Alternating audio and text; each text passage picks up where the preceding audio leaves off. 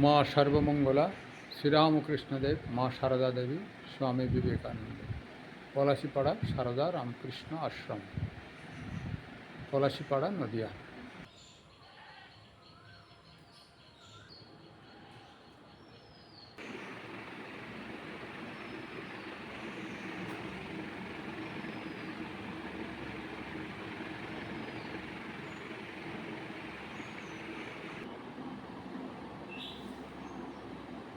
আচ্ছা, আজকে আমরা আরেকবার পাঠ করি এটা।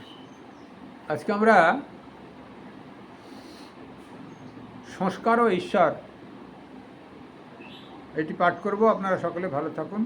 শুভেচ্ছা সকলকে, আজকে শুভ নববর্ষের শুভেচ্ছা। সংস্কার ও ঈশ্বর। সংস্কার ঈশ্বর ছাড়া কিছু নয়।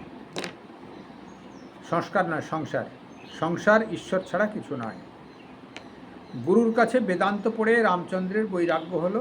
তিনি বললেন, সংসার যদি স্বপ্নবৎ, তবে সংসার ত্যাগ করাই ভালো। দশরথ রামকে বোঝাতে গুরু বশিষ্ঠকে ডাকিয়ে রামচন্দ্রকে বোঝাবার চেষ্টা করলেন। বশিষ্ঠ গিয়ে রামচন্দ্রকে বললেন, রাম, তুমি কেন সংসার ত্যাগ করবে? তুমি আমায় বুঝিয়ে দাও যে সংসার ঈশ্বর ছাড়া। তুমি যদি আমায় বুঝিয়ে দিতে পারো যে ঈশ্বর থেকে সংসার হয়নি, তাহলে তুমি সংসার ত্যাগ করতে পারো। গুরুর প্রশ্নে রামচন্দ্র কোনো উত্তর দিতে পারলেন না। বাস্তবিক ঠিক তাই। রামচন্দ্র অবতার পুরুষ আমরা জানি, আর তার জন্মের কাহিনীও রাম জন্মাবার আগেই বাল্মীকি মুনি, অর্থাৎ রত্নাকর দস্যু থেকে বাল্মীকি মুনিতে পরিণত হয়েছিল। সেই মরা রাম উচ্চারণ করে তিনি রামায়ণ রচনা করেছেন রাম জন্মাবার আগে। পরবর্তীকালে রামের অনেক ঘটনার পরেও সীতা দেবী যখন বনবাসে যায়, তখনও লবকুশকে, সেই ঋষি বেঁচেছিলেন, ঋষি দীর্ঘায়ু ছিলেন, লবকুশেরও দায়িত্ব নিয়ে তিনি রামায়ণ পড়িয়েছিলেন তাদের। রাম হয়তো জানে না সেই ঘটনা, অথচ তার জীবন রামায়ণকে মেনে মেনে চলেছে। অর্থাৎ অবতার পুরুষ রাম, তিনি সবই জানেন, অথচ কিছু জানেন না আর ভান যেন করছেন। সংসারে এসছেন, সংসারের সাধারণ জীবের মতো তিনি ব্যবহার করছেন। সেই জন্যে গুরুগৃহে তার যেতে হয়েছে, এবং গুরুগৃহেতে শাস্ত্র অধ্যয়নের পর বৈরাগ্য হয়েছে। বাবাকে এসে বলেছেন, এই সংসার অনিত্য স্বপ্নবৎ, এতে থেকে আমরা কী লাভ? সন্ন্যাস গ্রহণ করব। বাবার এমনি ছেলেপুলে ছিল না দশরথে। অন্ধক মুনির অভিশাপে, অন্ধক মুনির ছেলে হত্যার বিনিময়ে অভিশাপ, আর অভিশাপটাই আশীর্বাদ রূপে ফলপ্রসূ হয়ে রামের 4 ছেলে জন্ম হয়েছে। তার ভিতরে মূল হচ্ছে রামচন্দ্র। দশরথের 4 ছেলে, তার মূল হচ্ছে রামচন্দ্র, তারপর অন্যান্য 3 ভাই, লক্ষণ, ভরত, শত্রুঘ্ন। যাই হোক, রাম হচ্ছে মূল, স্বয়ং পরম ব্রহ্ম নারায়ণ। তা তিনি জ্ঞানী, অথচ গুরুগৃহ থেকে শিক্ষা লাভ করেছেন, বৈরাগ্য হয়েছে বাইরের জগতের দৃষ্টান্ত হিসেবে। তা তিনি পরম ব্রহ্মরূপে যেমন আছেন, তেমনি এই জগৎ সংসারের প্রত্যেকটা জীব বসবাস করে, তাদের ভিতরে তিনি অন্তরাত্মা রূপে আছেন। অর্থাৎ রাম সমষ্টি চৈতন্য রূপে, পরব্রহ্ম রূপে আছেন। রামের সাধন করলে, রাম নাম জপ করলে তাকে লাভ হবে, পরব্রহ্ম প্রাপ্ত হবে। আবার রাম প্রত্যেক জীবের ভিতরেই আছেন, এই সংসারেও তিনি আছেন। সেই জন্যে সেই পয়েন্টটা তার গুরুদেব ধরলেন যে, রাম, তুমি সংসার ছেড়ে দেবে, তা ব্রহ্ম কোথাও নাই আমাকে বুঝিয়ে দাও, ঈশ্বর কোথাও নাই আমাকে বুঝিয়ে দাও। তা তাহলে তুমি জগৎ সংসার ছাড়ো। রাম দেখলেন তাই তো। তো ঈশ্বর তো তিনি সচিদানন্দ স্বরূপ হলেও এই বাইরের জগতে প্রত্যেকটা জীবের ভিতরে তো তিনি আছেন, তিনি তো জগৎ ছাড়া নন। আমি আর কি উত্তর দেব? তাই তিনি রাম সংসারেই থাকলেন। আমাদের প্রত্যেক জীবেরও এই অবস্থা, যতক্ষণ না মায়া কাটে, মায়ার ভাবনা কাটে, ততক্ষণ রামের উপলব্ধি হবে না। সংসারই ভালো বোধ হয়। এই অনিত্য সংসারের বিষয়গুলো, খাট চেয়ার টেবিল যেগুলো নশ্বর, ভেঙে যাবে, গাছপালা, স্থাবর জঙ্গম, টাকা পয়সা, এদের প্রতি আমাদের ভালোবাসাগুলো বেশি জন্মে যায়। ফলে ঈশ্বর থেকে আমরা দূরে সরে আছি। সেই জন্যে ধীরে ধীরে ধীরে ধীরে মায়াগ্রস্ত হয়ে যাই।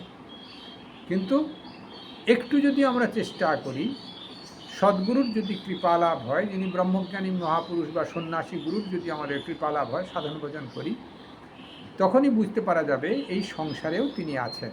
কিছু কাজ করতে যাবেন, তারই যদি সংসার হয়, তিনি যা করছেন তাই ভালো হচ্ছে। আমার তার জন্য প্রতিবাদও দরকার নেই, তার ইয়েও দরকার নেই। তা অর্থাৎ ঈশ্বরই যদি সব করান, আলাদা আর তার প্রক্রিয়া করবার কী দরকার? অর্থাৎ ঈশ্বরই সব করাচ্ছেন, এই জ্ঞান হয়ে যাবে। তার জগৎ সংসারের ভিতরেও তিনি আছেন। বিচার করতে করতে অনিত্যতা বিচার যখন হবে, তখন ঈশ্বরই আছেন বোধ হয়ে যাবে। সেই জন্য তিনি জগৎ ছাড়া নন। এটি রামকে প্রশ্ন করাতে রাম দেখলেন তাই ঠিক। তা আমাদেরও এই জগতে যদি আমরা হাবুডুবুও খাই, একটু স্মরণ করলে আমরা জগতের অস্তিত্ব যে অনিত্য, সেটা আমাদের জ্ঞান হয়ে যাবে। অর্থাৎ এই সংসারেও তিনি আছেন, কিন্তু সংসার অনিত্য হওয়ার পরে যে ভাবনা যদি আমাদের মনে বৈরাগ্য আসে, তখন ঈশ্বর জ্ঞান হবে। সেই ঈশ্বর আবার জগৎ সংসারে আছে, সেটাও জ্ঞান হয়ে যাবে। এই সংসার ঈশ্বর ছাড়া নন, এটি বললেন। দ্বিতীয়, সংস্কারের ক্ষমতা। সংস্কারের কত ক্ষমতা শোনো। একজন রাজার ছেলে পূর্বজন্মে ধোপার ঘরে জন্মেছিল। রাজার ছেলে হয়ে যখন খেলা করছে, তখন সমবয়স্কদের বলছে, ওসব খেলা থাক, আমি উবুড় হয়ে শুই, আর তোরা আমার পিঠে হুসহুস করে কাপড় কাচ। ভারী সুন্দর ব্যাপার। অর্থাৎ জন্মজন্মান্তরের যে সংস্কার আমরা মানি আর না মানি, শাস্ত্র কিন্তু মানে। আর আমরাও দেখতে পাই, বাবার 5টি ছেলে 5 রকমের হয়। এই গরু বাছুর দেখুন, এই ছাগল ছানাগুলো দেখুন, 5টি ছাগল 5 রকমের হয়। একটি মা একই, কিন্তু 5টা বাচ্চা হয়েছে 5 রকমের। তাদের ভিতরেও সংস্কার আলাদা আলাদা। কেউ একটি ভালো ঘাস খেতে চাচ্ছে, কেউ অন্য ঘাস খেতে চাচ্ছে। এই কুকুরদের ভিতরে কোনো পোষা কুকুর দেখবেন একটু নিরামিষ খেতে খেতে যে অভ্যস্ত হয়, নিরামিষ খাবে, আর অন্যান্য কুকুর কাঁচা মাংস খাবে। মানুষের ভিতরেও সেরকম সংস্কার। কেউ নিরামিষ আমিষ, কেউ একটু উগ্র খায়, কেউ একটু কাঁচা লঙ্কা বেশি পছন্দ করে, কেউ একটু টক বেশি পছন্দ করে, বৈচিত্র্যময়। অর্থাৎ এগুলো সব সংস্কার। আর কাজ তো তার থেকে অধিক। 5টি বছর যাওয়ার পরে বাচ্চা ছেলের তার সংস্কার 5 বছর অন্তত প্রস্ফুটিত হয় না। 5 বছরের পরে গত জন্মে যা যা করেছিল সেই সংস্কার ধীরে ধীরে করে তার বেরোতে থাকবে। সেই জন্যে বাবা মার 5টি ছেলে ছোটোবেলায় একরকম থাকলেও 5 বছরের পরে দেখা যাবে তার বৈচিত্র্যতা শুরু হয়ে গেছে। কেউ বাপকে মানে, কেউ বাপকে মানে না, কেউ বাবার অল্প কথা শোনে, কেউ একটু বেশি কথা শোনে, কেউ বাবার সম্পত্তি নিয়ে লড়াই করে, কেউ বাবার সম্পত্তি চায় না, কেউ বাবাকে সবসময় খোঁটা দেয়, কেউ আবার ভালোবাসে। নানা রকম বৈচিত্র্য। অর্থাৎ বাপ একটা দৃষ্টান্ত দিলাম মাত্র, এরকম সমাজে চলছে। অর্থাৎ তার সংস্কার এই বাবারই, এই ছেলে নয়, অন্য জন্মে অন্য বাবা ছিল, তাকে সে ভালোবাসত। এখন এ বাবা এসছে, একে সে ভালোবাসবে কেন? এটা তার মনেতে তখন বদ্ধ মূল হয়ে দাঁড়ায়, তার পূর্বের সংস্কার ঠেলে চলে আসে।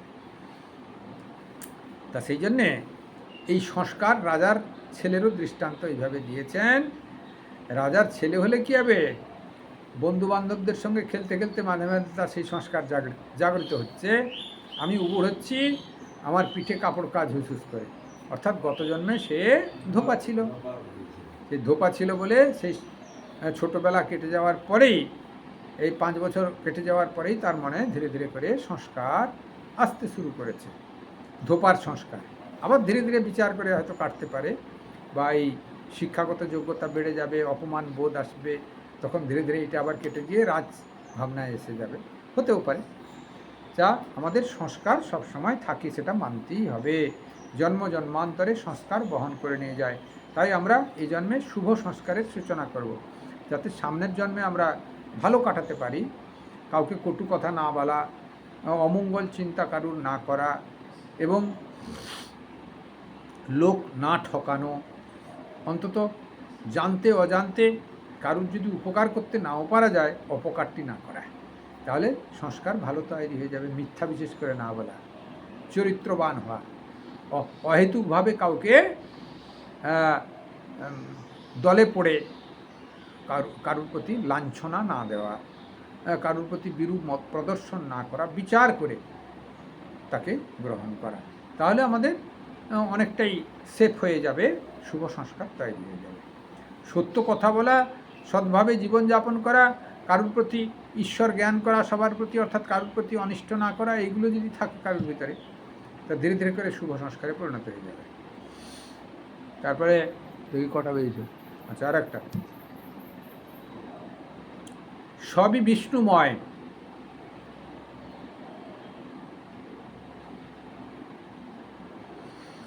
একজন সাধু সর্বদাই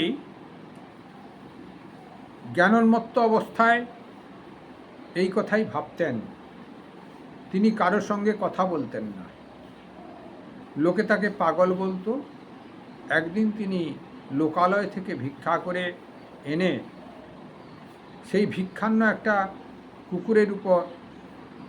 কুকুরের উপর বসে তার সঙ্গে খেতে লাগলেন। সেই দেখে অনেক লোক সেখানে এসে হাসতে হাসতে তাকে পাগল বলে উপহাস করতে লাগল। সাধু তাদের বললেন, তোমরা হাসছো কেন? বিষ্ণু পরিস্থিত বিষ্ণুম বিষ্ণু খাদতি বিষ্ণবে কথং হসতি রে বিষ্ণু সর্বং বিষ্ণুময়ং জগৎ। হাসছো কেন? হায়, বিষ্ণু সাথে বিষ্ণু বসে খাওয়ায়, নিজে খায়। বিষ্ণু, তুমি হাসো এ কি? সবেতেই যে বিষ্ণু দেখি। ভারী সুন্দর। যিনি ব্রহ্মজ্ঞানী মহাপুরুষ হন, এটা একটি ঠাকুরের একটি গল্প আছে। রামলাল ঠাকুরের ভাতুষপুত্র ছিলেন। তা ঠাকুর এই ব্রহ্মজ্ঞানী কখনো কখনো ভক্তদের বলতেন, আর ওর কানে গেছিল। তা তিনি একদিন ঠাকুরকে বললেন, ব্রহ্মজ্ঞানের স্বরূপ কি, কি দেখে আমরা বুঝতে পারবো তিনি ব্রহ্মজ্ঞানী ব্যক্তি? শ্রীরামকৃষ্ণদেব বলেছিলেন, সময় হবে গা। তা সেই সময় হয়েছে। একদিন একটি পাগল, হয়তো ঠাকুর সৃষ্টি করেছেন হতে পারে, যাই হোক, একটি পাগল এসছে, আমরা ধরে নিব বাইরে এসছে, একটি পাগল এসছে চট পড়া। তা ভোগ নেমে গেল, কালীর ভোগ। তখনকার দিনে বিনা পয়সায় ভোগ গ্রহণ করত। এখন ভক্তদের 100 টাকা হয়েছে মনে হয়, তা দক্ষিণেশ্বরে। তার যেখানে ভোগ পাওয়া হয় সেখানে সব বসতে যায়। ও চট পড়া নোংরা নোংরি দেখে ওকে তাড়িয়ে দেয়, তা খেতে দেয় না, চলে আসে। খিদে পেয়েছে তো কী করবে। খাওয়ার পরে ভক্তরা সব পাতা ফেলেছে, পাতার ভিতরে অনেক ফেলেও দিয়েছে। কুকুরে খেতে যাচ্ছে। এই লোকটিও, মানে যে চট পড়া লোকটি, পাগল যাকে বাইরের দৃষ্টিতে মনে হচ্ছে, তো ও কুকুরদের সরিয়ে সেও একটু খাচ্ছে। তা সেই সময় রামলালকে ঠাকুর বললেন, এই এই লোকটিকে তুমি ফলো করো, যে চট জড়ানো পাগল কুকুরের সঙ্গে খাচ্ছে, একে তুমি অনুসরণ করো, আমাকে যে প্রশ্ন করেছিলে তার সমাধান হবে। তা রামলাল ওর পেছনে পেছনে গেলেন। খানিকটা খাওয়া দাওয়া হয়ে যাওয়ার পরে, খাওয়া দাওয়া মানে কুকুরের সঙ্গে ভাগ করে খাওয়া হওয়ার পরে এগিয়ে যাচ্ছে। রামলালাও পিছনে যেতে যেতে গেট পার হয়েছে। গেট পার হতেই ওই পাগলটি ইট তুলেছে। যেহেতু তার পেছনে রামলালা যাচ্ছে, ওর অস্বস্তি লাগছে, একটা ইট তুলেছে, মারবে। তা রামলাল হাত জোড় করে বললেন, ইট তুলে কাজ নাই, আমাকে মেরে কাজ নাই, আমি তোমার কাছে একটা প্রশ্নের জন্য এসেছি। তখন ইট ফেলে দিয়েছে, অর্থাৎ পাগল নয়, পরিষ্কার বোঝা যাচ্ছে। তা ইট ফেলে দেওয়ার পরে, আচ্ছা কি বলো? বলছে যে ব্রহ্মজ্ঞানী কাকে বলে? এইটি আমি মামাকে করেছিলাম, মামা তোমার কাছে পাঠিয়েছে। বলছে, তিনি উত্তর দিলেন, নর্দমার জল আর গঙ্গার জল যখন অভেদ দর্শন হবে। ভারী সুন্দর কথা কিন্তু। নর্দমার জল এবং গঙ্গার জল যখন অভেদ দর্শন হবে, তখন তিনি ব্রহ্মজ্ঞানী বলে বোঝা যাবে। অর্থাৎ ঈশ্বর সর্বভূতে আছেন, এই সংসারেও আছেন। এর আগে যে গল্পটা, রামের গল্পটা হলো, এই সংসারে তিনি আছেন, তিনি ব্রহ্মজ্ঞানী রূপে, সমষ্টি চৈতন্য রূপে আছেন। ঈশ্বর যদি সর্বত্র থাকেন, তিনি নোংরার ভিতরেও আছেন আর ভালোর ভিতরেও আছেন। তিনিই তো আছেন, আর কিছু নাই। গঙ্গা জলও তিনি, নর্দমার জলও তিনি। অর্থাৎ নর্দমার জল এবং গঙ্গার জল যখন অভেদ দর্শন হবে, তখন ঈশ্বরের উপলব্ধি হবে, এইটি বললেন। অর্থাৎ বিষ্ণু সর্বত্র আছেন। কুকুরের সঙ্গে খাচ্ছে, তা বিষ্ণু যদি সর্বত্র আছেন, কুকুর কি বিষ্ণু নয়? তাহলে বিষ্ণুর সঙ্গে তো সে ভাগ করে খাচ্ছে। কুকুরের সঙ্গে তোমরা দেখছো, আর সাধক দেখছে সে বিষ্ণু ভগবানের সঙ্গে ভাগ করে খাচ্ছে। এইটি বললেন শ্লোকের মাধ্যমে। বিষ্ণু পরিস্থিত বিষ্ণু, বিষ্ণু খাদতি বিষ্ণবে, কথং হসতি রে বিষ্ণু, স্বয়ং বিষ্ণু ময়ং জগৎ। বিষ্ণু স্থিত পরি বিষ্ণু, আমি যে ভোজন করছি সেই বিষ্ণুর উপরে বসে ভোজন করছি। তারপরে কি বলছে? বিষ্ণু খাদতি বিষ্ণবে, অর্থাৎ বিষ্ণুর উপরে বসে বিষ্ণু আর আমি দুইজন খাওয়ার গ্রহণ করছি।